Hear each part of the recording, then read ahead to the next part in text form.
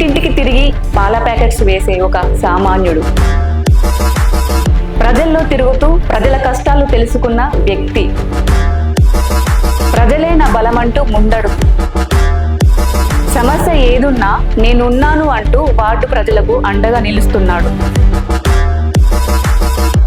Hi, hello, నమస్తే, welcome to peoples media. నేను మీ Sravanthi. So Rajanna Sircilla జిల్లా పట్టణ కేంద్రంలో మున్సిపల్ ఎలక్షన్లు వస్తున్న సందర్భంగా ఆయా పార్టీలకు సంబంధించిన నాయకులు పోటీ చేయబోతున్నారు.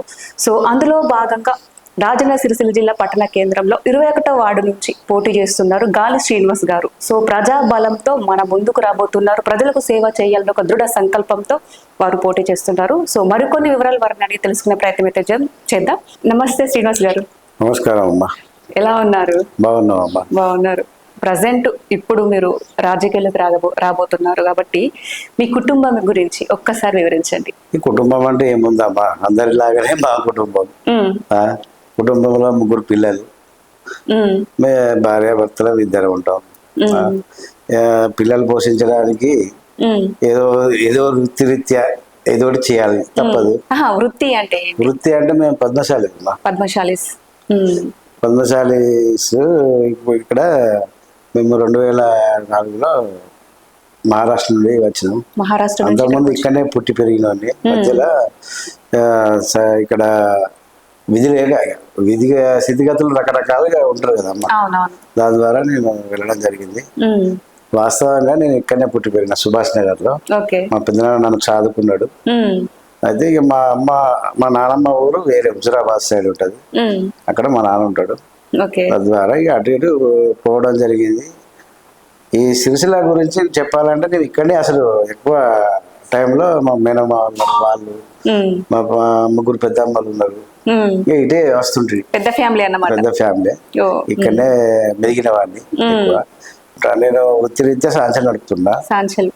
భీమండి పోయినాము. ఇక అక్కడ సాంచలు నడిపి కొంత డబ్బు సంపాదించుకున్నా, పిల్లల్ని చదివించుకున్నాము. అక్కడ ఇక మహారాష్ట్ర ఏరియా వేరే ఉంటది. వాస్తవంగా మహారాష్ట్ర కన్నతల్లి లాంటిది. అది జీవనోపాధికి మన పద్మశాలికి అయినా కన్నతల్లి లాంటిది అది. ఇప్పుడు ఇక్కడ ఉన్న వాళ్ళ ప్రతి పద్మశాలి అక్కడికి వచ్చిన వాళ్ళు. ఇక్కడ ఉండగానే ఇక్కడ స్థలం 1995లో కొనుక్కున్నా. 2 రూములు కట్టుకున్నా. 2 రూములు కట్టుకొని నేను ఇక మా వృత్తితో మళ్ళీ సాంచలు నడుపుడు, ఇక అదే నడుపుకుంటూ మళ్ళీ పిల్లలు చదువుతా అంటే ఖర్చు పెరుగుతుంది. అప్పుడు ఆ ఆలోచనలో ఒక మిల్క్ ప్యాకెట్లు అని కొత్తగా వచ్చినాయి. అప్పుడు నేను ఒక కరీంనగర్ విజయ డైరీ అని ఉండే, ఆ డైరీని చెల్మర్ రాజేశ్వరరావు తీసుకున్నాడు. అప్పుడు నడిపిస్తాడు. ఇక అట్లా నేను పాలు అమ్ముకుంటూ మెల్లగా పిల్లలు చదివించుకుంటూ, పెద్దమ్మాయి గవర్నమెంట్ టీచరు, చిన్న అమ్మాయి ఇంజనీర్, 2 అమ్మాయిలు 1 అబ్బాయి, ఇరిగేషన్ డిపార్ట్మెంట్ చిన్న అమ్మాయి. ఇక ఒక కొడుకు సాఫ్ట్వేర్ అయింది. ఇక అందరు సెటిల్ అయ్యారు. ఇక ఏం చేయాలి అనే ఆలోచన రోజు పొద్దున పోతా అంటే ఆలోచనలోకి వచ్చిన ఈ రాజకీయం పరోక్షంగా నాకు ఎప్పటి నుండి అంటే 1998లోనే రాజకీయం అంటే ఏంటి, ఎలా అనేది టీడీపీ ఉన్నప్పుడు కానీ పోలే. అప్పుడు చిన్న పిల్లలు కాబట్టి నేను పోలేకపోయినా. కాకపోతే రాజకీయంగా అనుభవం మాత్రం పరోక్షంగా నాకు బాగుంది. ఇక్కడ వచ్చినాక ఒక 2004లో ఒక లీడర్ నిలబడ్డప్పుడు మద్దతు ఇచ్చినాం. బలమైన క్యాండిడేట్ గెలవలే, ఆ బలాన్ని ఇక్కడ స్థానికంగా ఉన్నవాడు గెలిచిండు. అయితే అతను మద్దతు గెలవలేదు. మళ్ళీ అతను మధ్యలోనే ఎక్స్పైర్ అయిపోయాడు. ఆ తర్వాత మళ్ళీ తనే నిలబడ్డాడు, తను గెలిపించుకున్నాం. మళ్ళీ నెక్స్ట్ అయినా మా పద్మశాలు రావాలని, ఇంకా పోతే చదువుకున్నవాడు ఉంటే జర వాడు డెవలప్ చేస్తాడని మా ద్వారానే గైడ్ లైన్స్ తీసుకుంటూ నిలబడ్డాడు, గెలిచిండు. తను కూడా ఏం చేయలేకపోయాడు. అందుకే నేను రాజకీయాల్లోకి రావడం జరిగింది. మనం చేయాలనే ఉద్దేశంతో మీ దగ్గర సలహాలు తీసుకున్నాడు. ఎస్, ఒక అతనితోటి మాకు సంప్రదించి ఒక 2-3 రోజులు అయినా మేము మా సహకారం ఇచ్చినాం. భయపడ్డాడు. ఈ సిరిసిల్లలో అన్ని వాళ్ళకంటే వెనకసీరి తయారైన వాడు ఇది. లాస్ట్ లాస్ట్ గణేష్ నగర్ అంటే చివరికి ఉంటది. చివరికి ఉంటది. ఇక్కడ దుకాణాలు ఉంటుంది. ఆ పల్లెని చూసి నేను కొనుక్కున్నా ఇక్కడ స్థలం అప్పుడు. సో అప్పుడు తెలుగుదేశం పార్టీలో ఉన్నా అన్నారు కదా, అంటే మద్దతు ఇచ్చారని చెప్పి. మద్దతు ఇచ్చాము. వాస్తవంగా శివసేన అక్కడ చేసినాం మహారాష్ట్రలో. అదే అదే. మరి బీజేపీలోకి ఎప్పుడు వచ్చారు? బీజేపీ రావడానికి అంటే మేము ఎర్ర వెంకటరాయం అని ఉన్నాడు ఒక సీనియర్ మంచి లీడర్. తన అనుభవాలు తెలుసు. నేను ఇంప్రెషన్ అయినా తన ఏం చేసిండు ఏం చేస్తాను. అయినా కానీ నెహ్రూ నగర్ అతన్ని ఇప్పటికీ మెచ్చుకుంటారు. ఆయన ఓడిపోయినా కానీ బాధపడేవారు ఉన్నారు. ఆయన చేసిండా ఆయన అంత ఎంత వర్క్ చేస్తే గుర్తు చేస్తే అది దాని ద్వారా నేను కూడా ఒక 2 ఎలక్షన్లో అతనికి మద్దతు ఇచ్చిన. అప్పటి నుండే నేను ఈ బీజేపీ పార్టీ అని రావాలి చెయ్యాలి, ఏదో ఒకటి మన వంతు చేయాలనే ఉద్దేశంతో. అప్పుడు అనిపించింది కానీ పిల్లలు చదువుతారు. ఈ పిల్లలు చదువు ఖర్చులు ఇప్పుడు పోతే మనకు పని చేయదు. ఈ మధ్యలో పిల్లలు నాగం చేయదు. చదువు ఇవ్వాలి వాళ్ళకి ఫస్ట్. నేను ఎక్కువ చదువుకోలేకపోయినా వీళ్ళకు జాబులు వచ్చేదాకా నేను ఏం చేయకూడదు.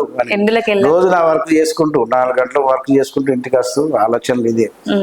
మావానికైనా మా పిల్లలకైనా సపోర్ట్ ఉంటూ డిస్టర్బెన్స్ కాకుండా ఏ టైం అయినా ఏ వర్క్ అయినా అది చేస్తుంటే వాళ్ళకు సలహాలు ఇచ్చుకుంటూ వాళ్ళకు సపోర్ట్ చేసుకుంటూ ఇప్పటి వరకు అయితే పిల్లలు జాబర్స్ అయ్యారు.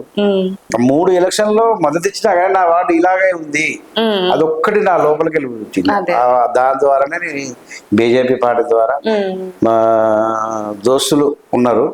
దుమాల శ్రీకాంత్ యంగ్ డైనమిక్ డైరీ ఆయన తను చేస్తాడు. ఆయన అలాంటి వాడు కావాలి. ఆయన అలాంటి వాడు వస్తేనే చాలా మంది ముంగడికి వస్తే అలాగే నడుస్తుంది ఇప్పుడు. సో పరోక్షంగా మద్దతు ఇచ్చానని చెప్పేసి అన్నారు కాబట్టి ఇప్పుడు ప్రత్యక్షంగా రాజకీయాల్లోకి వస్తున్నారు. అందుకు గల కారణాలు ఏంటి? పరోక్షంగా ఇస్తే ప్రతిఫలాలు రాలేవు, కానీ నా వార్డు ప్రజలు ఏంటి అనేది ఒక ఆలోచన వచ్చింది నాకు. ఆ ఆలోచన ద్వారా నేను రోజు పాలేస్తా కాబట్టి ఈ మురికి కాలువలు కానీ రోడ్స్ కానీ పోతే వాటర్ సమస్య వారం రోజులు రాలేమన్నా. వాటర్ ట్యాంకులు తెప్పించిపోయించిన. ఎండాకాలంలో బాగుంటది ప్రాబ్లం. ఎండాకాలంలో ప్రాబ్లం ఉంటది. మొన్న మిషన్ భగీరథ వాటర్ వస్తాయి కదా, అది ఏదో సమస్య వల్ల ఆపుతారు. దాని ద్వారా వీళ్ళకి ఇబ్బంది. కనీసం వాటర్ తెప్పించే వాళ్ళు నువ్వు కూడా ఉండరు లేరు. ఆ కౌన్సిలర్ ఇక్కడ ఉండడు.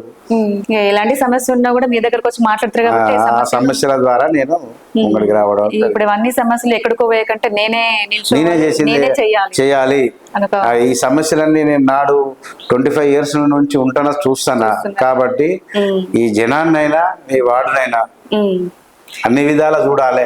అంటే మీరు పాల ప్యాకెట్ వేస్తా అని చెప్పేసి అన్నారు కాబట్టి ప్రతి ఇంటికి మీరు వెళ్ళేవాళ్ళు. అక్కడ చాలా సమస్యలు మీ దృష్టికి వచ్చినాయి కాబట్టి ఇప్పుడు ఎట్లా అంటే ఇప్పుడు గణేష్ నగర్ అనేది లాస్ట్ సిరిసిల్లకి లాస్ట్ ఉంటది కాబట్టి చాలా రోడ్లు కూడా చూస్తున్నాను, నేను కూడా చూస్తున్నాను. ఒక రోడ్లు నిర్మాణం కూడా సరిగ్గా కాలేదు. లేవు, మొత్తం కాలేదు. ఇది మెయిన్ రోడ్లు ఏవైతే ఉన్నాయో ఎక్కడైతే మెయిన్ ఉన్నాయో చేస్తారు, వదిలిపెట్టేస్తారు. అది లోపల వదిలిపెడతారు. అది మెయిన్ రోడ్ చేసి చిన్న చిన్న సమస్యలనే అవి పెద్దగా అయిపోతుంది ఇక్కడ. అవే నేను చూసిన కాబట్టి ప్రత్యక్ష రాజకీయాలు రావడానికి కారణాలు నావే. లోపల సమస్యలు ఏవైతే ఉన్నాయో అవి వాటి గురించి. సో మీరు మద్దతు ఇచ్చానని చెప్పేసి అన్నారు, వాళ్ళు పనులు కూడా చేయలేకపోయారు అని అన్నారు. సో వాళ్ళు ఏమేమి పనులు చేయలేకపోయారు? ఏమేమి పనులు చేయాలి అంటే రోడ్లు పూర్తి కావాలి. ఏదైతే 4 తిరుగుతారో అక్కడ మెయిన్ గా చేసిర్రు. మీద లోపల పురుగులు అన్నట్టుగా ఈ డ్రైనేజీ సమస్య మెయిన్ రోడ్కే. ఆ లోపల పోతే ఆయన లేదు, రోడ్డు మీదకి వస్తాయి వాటర్, మీద మెరుపులు. అలాంటి ఇప్పుడు గుడి సమస్య ఉంది, బళ్ళు సమస్య ఉంది, దోమల నివారణ అదొకటి ఉంది, ఈ లైట్ల ఉన్నది. ఇప్పుడు ఊళ్ళోకి పోతే సిరిసిల్ల సెంటర్లకు పోతే సిసి కెమెరాలు అక్కడొకడన్నా ఉంటది, కానీ ఇక్కడ అది కూడా లేదు. చెప్పాలంటే నేను పాల ప్యాకెట్లు వేస్తా కాబట్టి వాళ్ళు రకరకాలుగా చెప్పిర్రు. ఆ చెప్పిన దాన్ని బట్టి ఉన్నాయి సమస్యలు. ఇంకా వీళ్ళను ఈ ముందుకు నడిపియాలి, వీళ్ళను బాగు చేయాలి. వాళ్ళని కూడా నాకు తెలిసింది మంచి వీళ్ళకి చేయాలి అనే ఆలోచనలోకి వెళ్ళి ప్రతిదీ చేయాలని నాకు ఆలోచన వచ్చి ముందరికి వచ్చిన. ఓకే, ఇప్పుడు ప్రజల మధ్యలోకి వెళ్తున్నారు, వాళ్ళతో మాట్లాడడం జరుగుతుంది కాబట్టి ఏమంటున్నారు అంటే ఎలాంటి సమస్యలు మీ దృష్టికి తీసుకొస్తున్నారు? ఇవి ఎట్లా పింఛన్లు కూడా వాస్తవంగా కార్డు కావాలంటే కూడా ఇవాళ ఇంత టెక్నాలజీ పెరిగింది కదా. దాని ద్వారా కూడా ఏదో ప్రతిఫలము తీసుకున్నారు అంటే ఆలోచించండి మీరు. ఒక చిన్న కార్డు గురించి అంటే ఈ కార్డు గురించి ఆలోచిస్తే వాళ్ళ పింఛని ఇంకెంత ఘోరంగా వాళ్ళకు ఇప్పియలేకపోతున్నారు అనేది ఒకటి అదొక సమస్య ఉంది. మొన్న నేను దీనికి కట్ట ఉంది మా గణేష్ నగర్కి, అక్కడ కట్ట ఉంది సాయినగర్ నుంచి వెళ్ళి ఆ కట్ట నుంచి వెళ్ళి బొందలు స్కూల్ వ్యాన్లు వస్తానే ఇబ్బంది అంటే 2 ట్రిప్పులు తెప్పించి మరం పోయించింది. రోడ్ సమస్య బాగుంది. అదే ఇక్కడ మా దగ్గర ఇది అటు మొత్తం రోడ్ సెల్ అంటే మీ సొంత ఖర్చుతోనే చేసిన, ప్రభుత్వం నుంచి ఆశించలేదు. సూపర్. ఇంకోటి ఏంటంటే మహిళలు కూడా చాలా మంది ఉన్నారు, మహిళల కోసం గానీ వృద్ధుల కోసం గానీ చిన్న పిల్లల కోసం, ఎందుకంటే స్కూల్స్ మహిళలు అంటే నాకు చాలా గౌరవం అమ్మా. నాకు 2 పిల్లలు ఉన్నారు. మనిషి వయసుతో పాటు జ్ఞానం పెరుగుతుంది. జ్ఞానం కూడా పెరగాలంటే కూడా మన ప్రోత్సాహం కూడా ఉండాలి. తల్లిదండ్రులది కూడా ప్రోత్సాహం ఉంటేనే వాళ్ళు మంచి మార్గంలో నడుస్తారు, బాగుపడతారు. దానికి సాక్ష్యం మీ పిల్లలు. ఇప్పుడు మీ పిల్లల్ని సాక్ష్యం నా పిల్లలు అని నేను కూడా తల్లిదండ్రులు మంచి చెప్తేనే కదా. ఊళ్ళో కూడా అంటారు, ఇక్కడికంటే ఇంకా ఊళ్ళో అంటారు అమ్మా.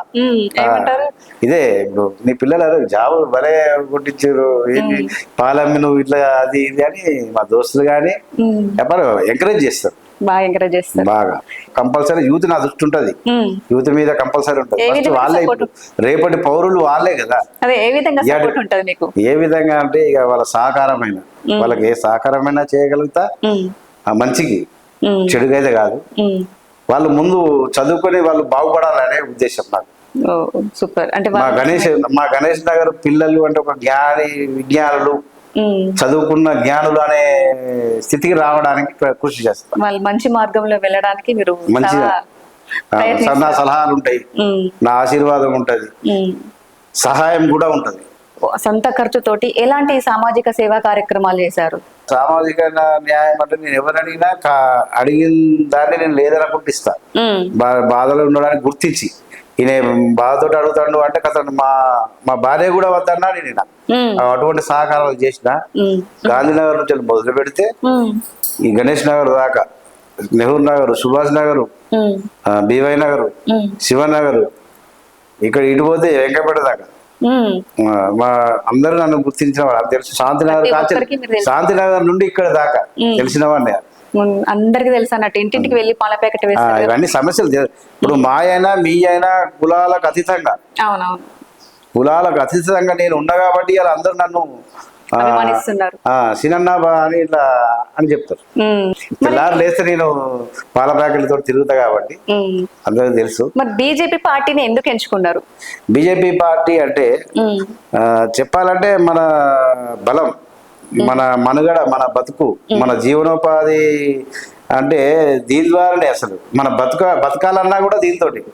నాకు తెలిసింది అటల్ బిహారీ వాజ్పేయి అప్పుడు ఉన్నప్పుడు ఆ హాయంలో నేను గుర్తించిన, కానీ అప్పుడు మన వయసు అంత లేదు. ప్రత్యక్షంగా అయితే ఇప్పుడే వచ్చిన. బీజేపీ పార్టీ ఎంచుకోవడానికి కారణం కూడా ఉంది, మన ప్రజలను మనం కాపాడుకోవాలి. ఇప్పుడు ఎట్లాగో మీరు ఇంత కష్టపడ్డారు, ఇన్ని సమస్యలు మీ దృష్టికి వచ్చినాయి, ఇప్పుడు ప్రజల మధ్యలోకి వెళ్తున్నారు, ముఖ్యంగా బీజేపీ పార్టీ నుంచి వెళ్తున్నారు కాబట్టి ఏమంటున్నారు? ప్రజల నుంచి సీనన్న అంటే ఏంటి అనేది ప్రజలకు నాటు 20 years బ్యాక్ నుంచి చాలా మందికి తెలుసు. సీనన్న అంటే మంచికి మారు పేరు, సీనన్న దగ్గర చెడు అనేది లేదనేది చాలా మందికి తెలుసు. సో అందరు తెలుసు, అందరి ప్రేమ ఆదరాభిమానులు మీ పైన ఉన్నాయి కాబట్టి గెలుస్తానని ఒక ధీమా ఉందా మీకు? ఉన్నదమ్మా, గెలుస్తానని 200%, 100 అంటే నేను 100% అని అంటారు కదా, 200% నాకు ఉంది. నేను ప్రజల్లోకి వచ్చినోంది. తుకారావు పల్లె అంటే ఏంటి, నేనంటే ఏంటి వాళ్ళకి తెలుసు, వాళ్ళ ఆశీర్వాదం మాకున్నది. సో మీరు ఇప్పుడు కొత్తగా అంటే నిల్చుంటున్నారు, ఇప్పుడే రాజకీయాల్లోకి వస్తున్నారు కాబట్టి అపోజిషన్ పార్టీ వాళ్ళని ఏ విధంగా ఎదుర్కొంటారు? ఏ విధంగా అంటే అపోజిషన్ పార్టీ వాళ్ళు తెలివైన వారు కాదు నాకు. ఎందుకు నేను మా వార్డు ప్రజలకు వెళ్ళి వచ్చినండి. 2-3 ఎలక్షన్లు చూసిన సీనియర్ గా నేను నా అనుభవంతో ఉన్నవాడిని. ఎదుర్కోవడానికి అంటే ప్రజల బలమే, మా ప్రజల బలమే నా అనుభవం. ప్రజల సపోర్ట్ ఉంది, ప్రజా సపోర్ట్ తోనే నేను ఎదుర్కోవడానికి సిద్ధంగా. సో గాలి శ్రీనివాస్ అనే వ్యక్తి ఇప్పుడు ఇంత సపోర్ట్ ఉంది కదా, ప్రజల సపోర్ట్ ఉంది కదా, మరి ఇంకా అపోజిషన్ పార్టీ వాళ్ళు వచ్చి డబ్బులు ఇచ్చి లొంగిపోమంటారు, లొంగిపోయే మనిషి అలా అదేం జరగదమ్మా, అలా జరగదు అసలు. డబ్బులు ఇచ్చి ఆశ చూపిస్తారు. నాకు అలాంటి ఆశ లేదమ్మా, నాకు అలాంటి ఆశ లేదు. ఆశ ఉంటే నేను లొంగుతా. నాకు నేను ఆశ ఉండి నేను బీజేపీ పార్టీ అంటే ఏంటి, ఒక ఆర్ఎస్ఎస్ తోటి ఉన్న పార్టీ, నేను పోవడానికి కారణం కూడా అదే. నేను నిజాయితీగా నిక్కచ్చితంగా నేను నా ప్రజలకు ఏదో ఒకటి చేయాలి. ఒకవేళ ఈ బీజేపీ పార్టీ వట్టికి నేను ముంగటికి పోయి నేను టికెట్ ఓడిపోయినా గెలిచినా నా వార్డు ప్రజలకు నా సేవకు ఆగదు. నిజాయితీగా నా వార్డు ప్రజలకు నిజాయితీగా నిక్కచ్చితంగా నేను మంచి చేయడానికి వచ్చిన, నా వార్డు అభివృద్ధి చేయడానికి మెయిన్ పాయింట్. ఏం ఆశించి రాజకీయాల్లోకి వచ్చారు, మరి ఏం ఆశిస్తున్నారు? నా వార్డు అభివృద్ధి మెయిన్ ఆశ. నా వార్డు ప్రజలు, నేను 25 ఏళ్ళ నుంచి ఇక్కడ ఉంటాను, నా వార్డుకు ఏదో ఒక చేయాలనే ఉద్దేశంతో నా లోపలికి వెళ్ళి వచ్చింది. ఇది ఒకరు చెప్తే వచ్చింది కాదు. అత్యాశతో వచ్చిన వాళ్ళది వేరే ఉంటుంది. అది కూడా చూసినాను నేను. నాకంటూ ఆశ ఏం లేదు. నా వార్డు ప్రజలు మెయిన్ పాయింట్ ఏంటంటే, వార్డు ప్రజలు మంచి విజ్ఞానంతో మంచి ఆరోగ్యకరమైన వార్డుగా తీర్చిదిద్దడానికి. పెన్షన్ల గురించి తీసుకుందామంటే అసలు ఎవరికి వస్తున్నాయి, ఎవరికి చాలా మంది చెప్తారు. నేను దగ్గరుండి అదొకటి ఫస్ట్ అది చేయించడానికి నేను ఆలోచిస్తున్నా. సో గెలిచిన వెంబడే దగ్గరుండి వాళ్ళకు పెన్షన్ చేయించడానికి. మా పద్మశాలిలో కంటే ఒక వృత్తి అంటే సాంచలు, కానీ అది కాదు, ఇది మీ జీవనోపాధి ఏంది అనేది ఆలోచించి, అది కూడా నాకు ఆలోచన ఉంది. ఫస్ట్ అదే చేసి నేను ఏ ఒక్క రూపాయి వృధా కాకుండా మున్సిపాల్ నుండి అయినా, మున్సిపాల్ నుండి రాకుండా నా జేబు నుండి పెట్టడానికి కూడా నేను రెడీగా ఉన్నా. అలా కాకుంటే నేను మా బండి సంజయ్ అన్న తోటి కేంద్ర నిధులు తెచ్చే అవకాశం కూడా ఉంది. ఆ రకంగా కూడా నా సహకారం ఆగదు. సో బండి సంజయ్ అన్న గురించి చెప్పాలంటే మీరు ఏం చెప్తారు? బండి సంజయ్ అన్న అంటే తెలంగాణకి ఒక హిందుత్వాన్ని కాపాడే మహావీరుడు. తన ఫైలే. సో శ్రీనివాస్ గారు చాలా మంచి కార్యక్రమాలు చేపట్టబోతున్నారు. మనస్ఫూర్తిగా నా తరపున, అలాగే మా పీపుల్స్ మీడియా తరపున కూడా మీరు గెలవాలని మనస్ఫూర్తిగా కోరుకుంటున్నాను. థ్యాంక్ యూ అండి. నమస్కారం. మీరే నా బలం, మీరే నా బలహీనత. అత్యధిక మెజారిటీతో గెలిపించగలరని కోరుతున్నాను. మీ గాలి శ్రీనివాస్. సో చూసారు కదండి, గాలి శ్రీనివాస్ గారు 21వ వార్డు నుంచి పోటీ చేయబోతున్నారు బీజేపీ పార్టీ తరఫున. సో చాలా మంచి కార్యక్రమాలు చేపట్టబోతున్నారు. ఎందుకంటే 20 సంవత్సరాల నుంచి కూడా ప్రజల మధ్యలో తిరుగుతున్నాడు, ప్రజల కోసం కష్టపడుతున్నాడు. ఎలాంటి సమస్య వచ్చినా కూడా నేను ముందుంటానని చెప్పేసి హామీ కూడా ఇస్తున్నారు. సో వారు గెలవాలని కూడా మన పీపుల్స్ మీడియా తరఫున కూడా మనం మనస్ఫూర్తిగా కోరుకుందాం. మరొక వీడియోతో మళ్ళీ కలుద్దాం. నేను మీ శ్రవంతి. నమస్తే.